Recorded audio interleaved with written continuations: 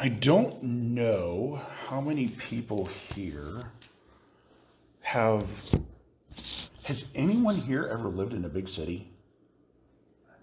Oh, we've got a few. Yeah. Um, I grew up in a town of course, compared to Tologa. Compared to Tologa, East Peoria is a big city. I grew up East Peoria is about 22,000 people when I grew up. It's more than that now. Peoria had about 100,000 people. So I mean, again, even compared to Tologa, Peoria was a big city. Has anybody ever visited like New York or Chicago, LA? Been there? Yeah, you've been there. Big cities are a much different place. This is the Chicago metro area and the suburbs.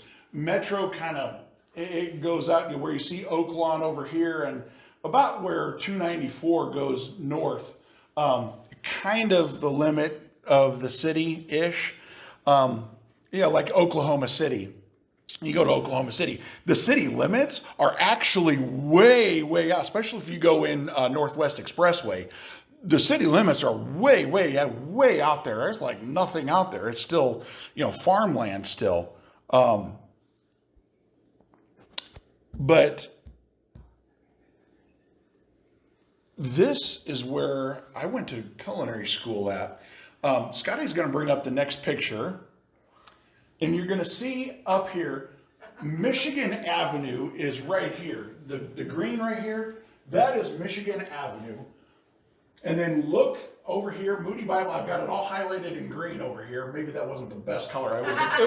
It was the best one that showed up on my computer, and it didn't show up here. Moody Bible Institute is highlighted in Francis Cabrini Homes.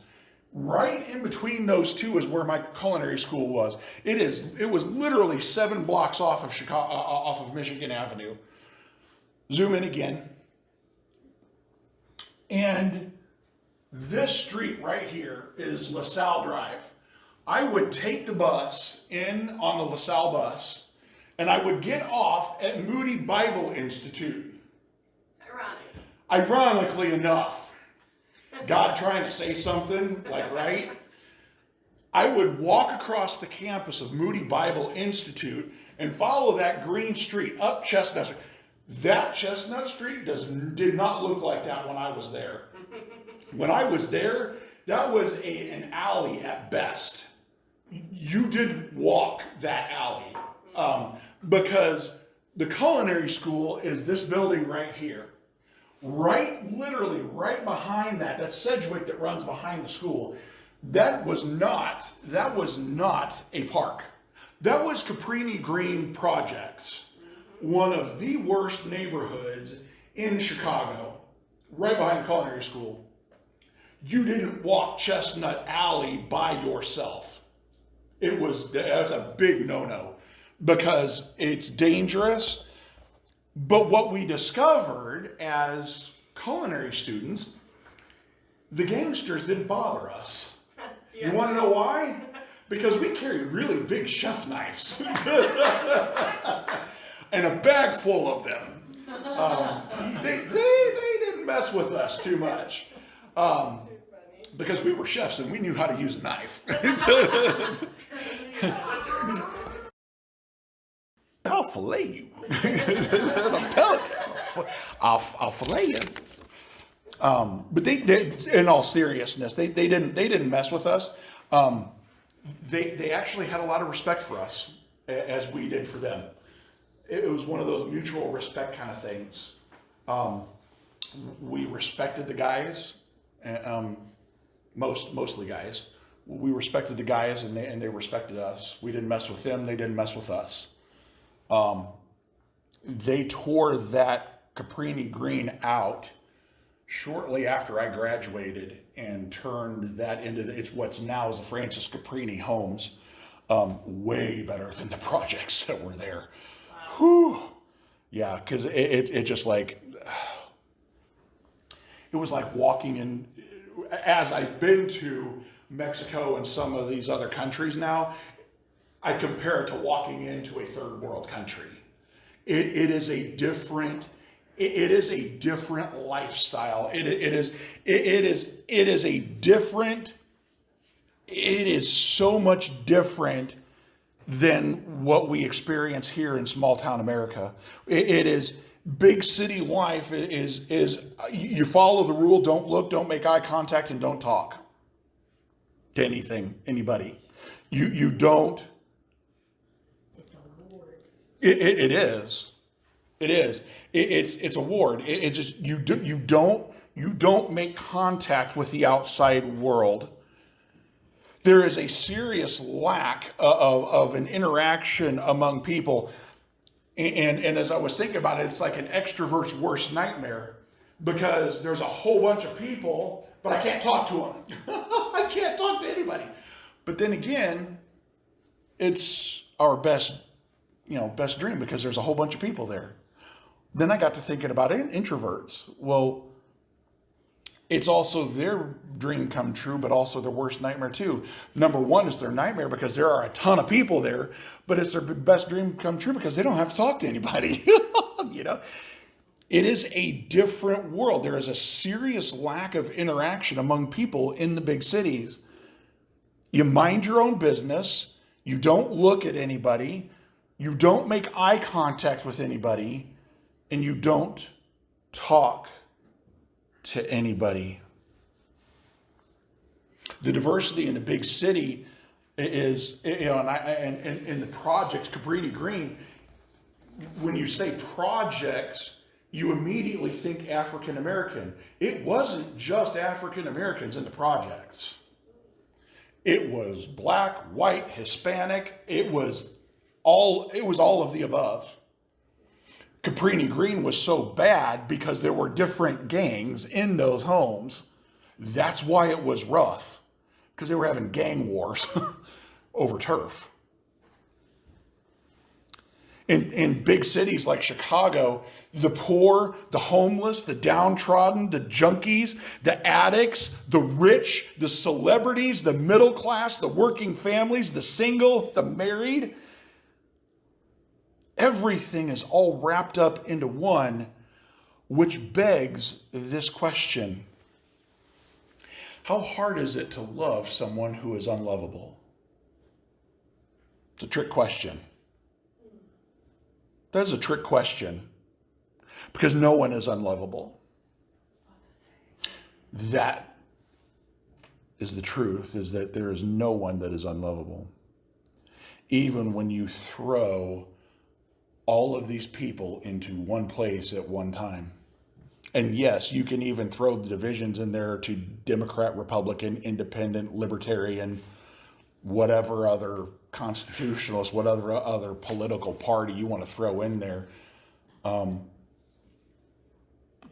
There really is no one that's unlovable, no matter what side of the fence you ride on. There are people who it is difficult to love them, sometimes because of hurt in our past, sometimes because of personality clashes, sometimes because of just sheer circumstances. We've been going along in this series called Imitators. We've gone through over the course of this series. This is week 5. We've talked about the ancient faith, and we've talked about how to flee idolatry, that idolatry is much more present than what we think, and that what we imitate, what we be imitating should be the ancient faith. And some of the qualities of that ancient faith are humility. Last week we talked about sacrifice, and this week we're going to couple sacrifice together. And you knew this was coming, because we're going to couple sacrifice with love. So where it becomes, instead of sacrifice and love, it is a sacrificial love. We're going to be mainly in Ephesians this morning. It is our main scripture for today. We will also be in 1 Corinthians 13 for a moment. But starting off with Ephesians 5, 1 and 2, we're going to start with verses 1 and 2. It says, therefore be imitators of God as beloved children, and walk in love, just as Christ also loved you and gave himself up for us as an offering and a sacrifice as a fragrant aroma. Be imitators of God. Why? Because you are beloved children. That's why. Walk in love. Why? Because Christ also loved you and gave himself up for you. Tying together sacrifice and love.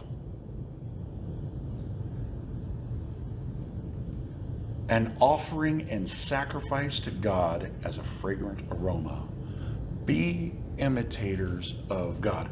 Why was it that Christ was exalted from humility? Sermon a few weeks ago.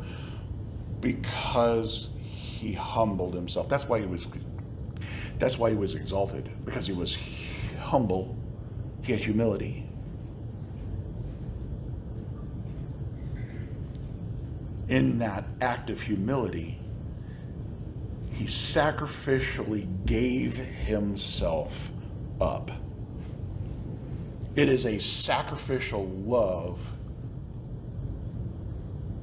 that is absolutely incomparable. Talk about fragrant offerings this morning in Sunday school, and we came to the conclusion that those offerings were not too smelly good for us because, well, you put an animal on an altar with hide and all, and it kind of stinks to us. But it's described as a fragrant aroma to God. It is an appeasing, it is an atonement.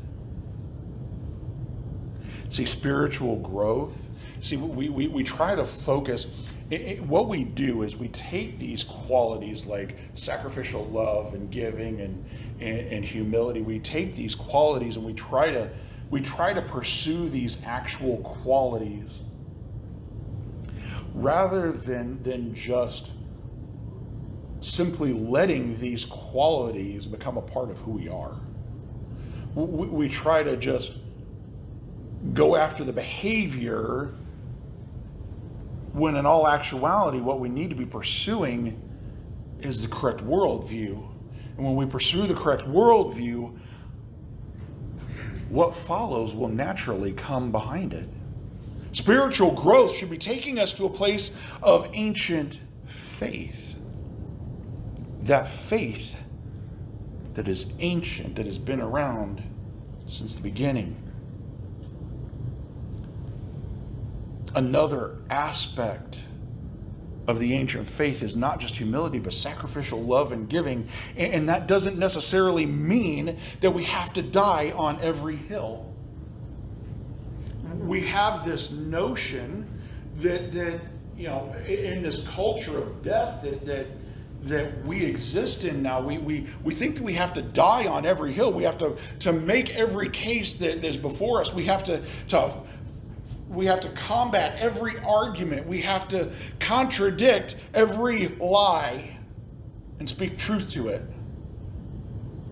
Sometimes it's not necessary to die on every hill. Sometimes we are not supposed to cast our pearls before swine. Because in the Sermon on the Mount that we just read for the communion, just a little bit before that foundation talk, he says, don't cast your pearls before swine, because when you do, they will turn and tear you to pieces. It is not necessary to die on every hill. Sometimes it's necessary, and when I say this, I'm speaking to me. Sometimes it's necessary to keep our mouth shut. I'm telling you, that has been one of my biggest difficulties in my life, is learning how to keep my stinking mouth shut. Because my mouth gets me into trouble more times than I'm willing to admit. Sometimes I have been very slow at learning that lesson. Sometimes it's necessary to keep our mouth shut and not die on every hill. Sometimes it's necessary to let people be wrong, or imprecise, or inaccurate, or not quite, well, it's not wrong, but it's not right. Christ is our ultimate example of sacrificial love and giving.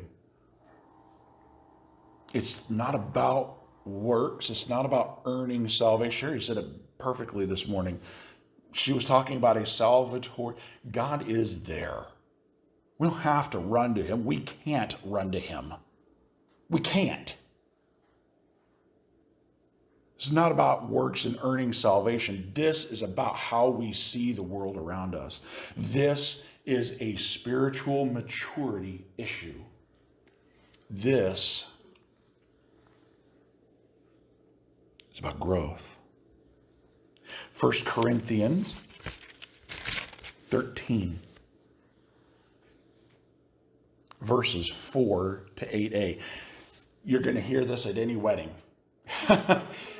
Almost guaranteed. My cousin came to me when she was getting married, and she goes, Ryan, can you give me a verse that is really good on love that's different from 1 Corinthians 13? No. That was my answer. No. Honestly, I can't. And while it's cliche,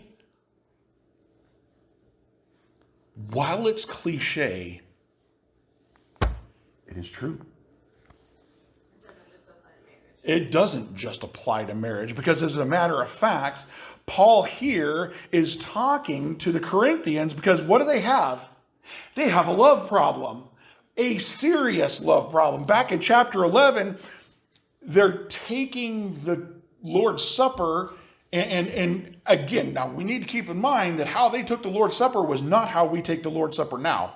They actually it was a fellowship meal for all intents and purposes, okay? It's what we do once a month, okay? They would have this fellowship meal, and these people would be gobbling down their food before everybody else was there, and Paul's like, if you're hungry, eat at home. Don't take the Lord's Supper without examining yourself first. He goes on through chapter 12 and starts talking about spiritual gifts and how each part of the body has its own function. My finger can't quite do what my big toe, or my big toe can't quite do what my thumb can do. Right? And most assuredly, my big toe can't do what my ear does, or my mouth, or my eye, or my arm. Paul says each member of the body is important. Do not discount one part from the other.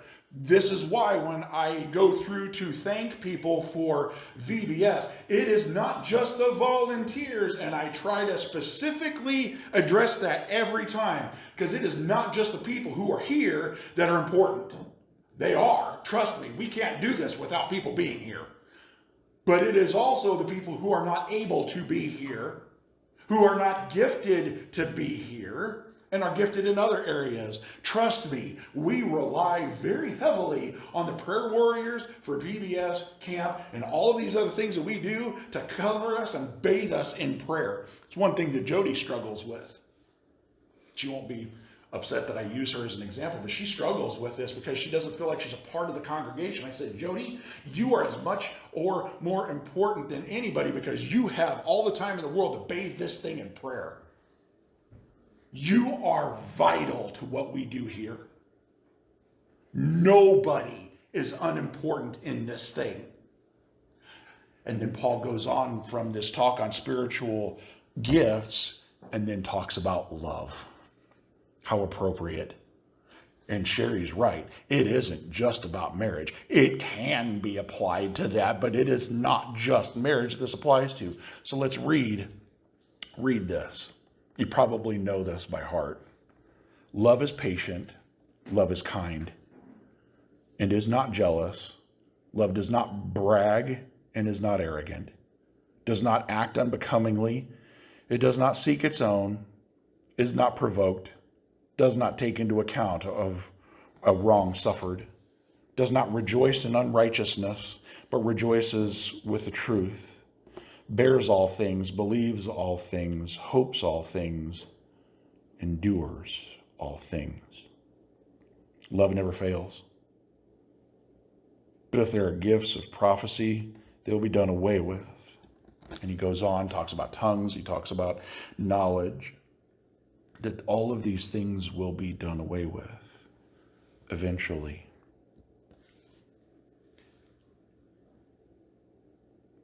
Is there someone more so that this points to than other than Christ? It's directly who this points to. Put Christ in the word, in place of the word love. Christ is patient. Christ is kind. He is not jealous. He does not brag and is not arrogant. Christ does not act unbecomingly. He does not seek his own. He's not provoked, and he does not take into account a wrong side. Is that not who that is? I've heard it said as an example to young ladies in the room. I've heard it said that if you cannot put your boyfriend's name in place of love, then he's probably not the wrong guy. He is the wrong guy. What, did I say that backwards? Did I say that back? Okay, I said that backwards. If you cannot put your boyfriend's name in that place, he's the wrong guy. There you go. There we go. We said that right that time. I was afraid I was going to say that backwards. That's sure enough. That's what I did. Yeah. Understand, though, young ladies, that is an impossible marker to live up to, because that is very much a very difficult thing to live up to because we can't do it.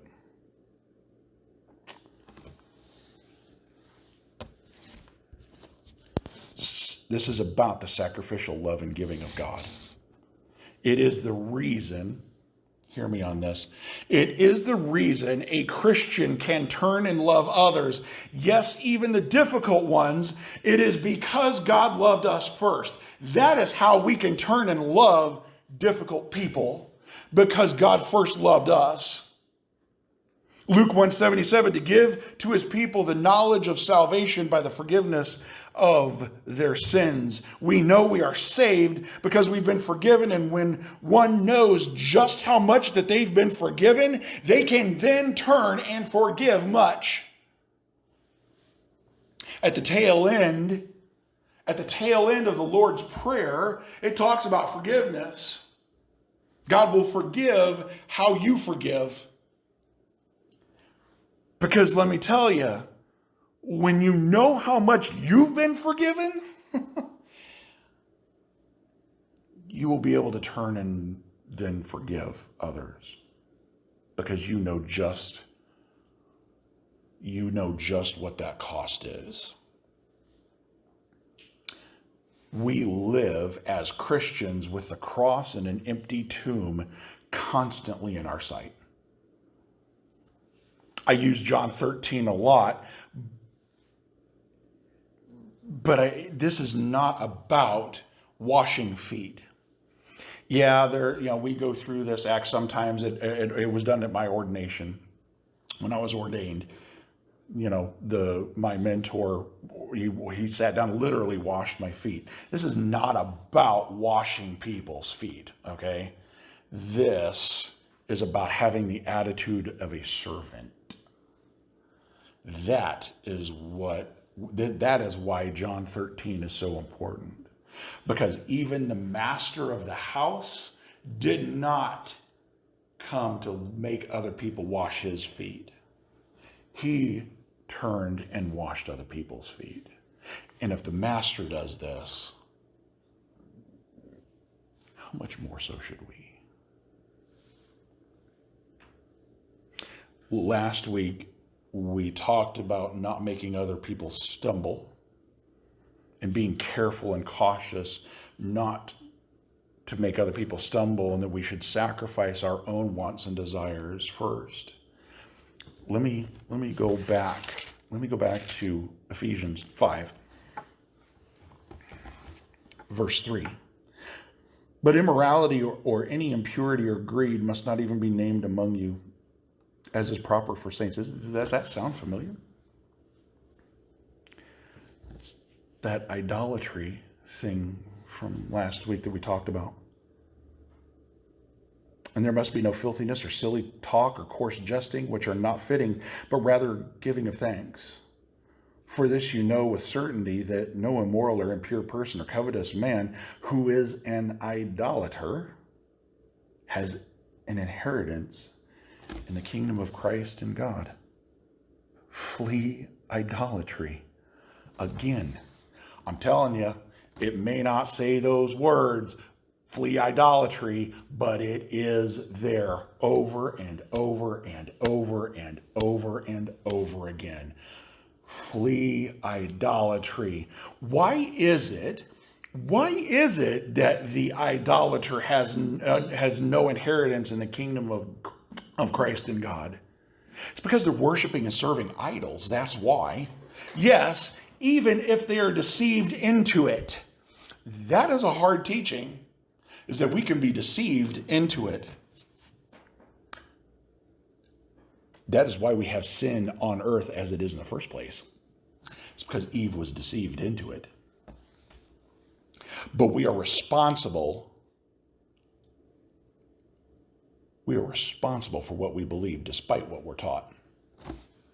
We are responsible for what we believe, despite what we have been taught. This is why I say test everything, even what I say, because I can be wrong. Test everything. You are responsible for what you believe, regardless of what you've been taught. And we know this. Why are we responsible? Romans 1. Because God has been plainly seen in creation so that they are without excuse. These attributes of God have been seen from the beginning and are without excuse. So he goes on, verses 6 to 10, let no one deceive you with empty words, for because of these things the wrath of God comes upon the sons of disobedience. Therefore, do not be partakers with them. You were formerly darkness, but now you are light in the Lord. Walk as children of the light, for the fruit of the light consists in all goodness and righteousness and truth, trying to learn what is pleasing to the Lord. Walk in the light. You were formerly in darkness. Do not walk in darkness, but walk in the light. You have been shown truth. Do not go back to an old way of thinking. Because as Hebrews 10:26 says, there is no other sacrifice left when you leave Jesus. There's nothing else left.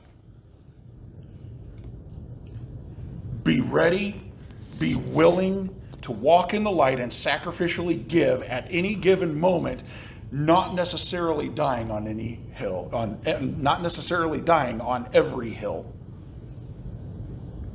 Dare to be the fish that goes against the flow to reach out and lend someone a friendly hand. That's why I like I'm going to go back to The Chosen here for a second. That's why I like the what is it? I guess it's the theme song, the intro. I don't know what else to call it. But at the beginning of the show, they always play the song, and then they have the show graphic that comes up, and you see these gray little fish, swimming, and there's a blue fish, and The gray fish are swimming this way, the blue fish is swimming this way against the grain. And then all of a sudden you'll see a gray fish turn blue and turn around and follow the blue fish. And it continues on, and another blue fish appears, and another blue fish appears, and another blue fish appears out of the gray fish. Dare to be the fish that's going against the grain. Because I'm telling you, as the culture in this country goes, you will find yourself walking against the culture more and more and more. And it's not going to be possible. Hear me on this. It is not going to be possible to die on every hill. You can't. What we can do is to teach the ancient faith. Be humble. Live in an attitude of sacrificial love and giving. The big idea. Part of this imitate the sacrificial love and giving of Christ. He is the greatest example we got. He is everything. And on that, there's nothing really more to be said. He is everything. He is the goal. He embodies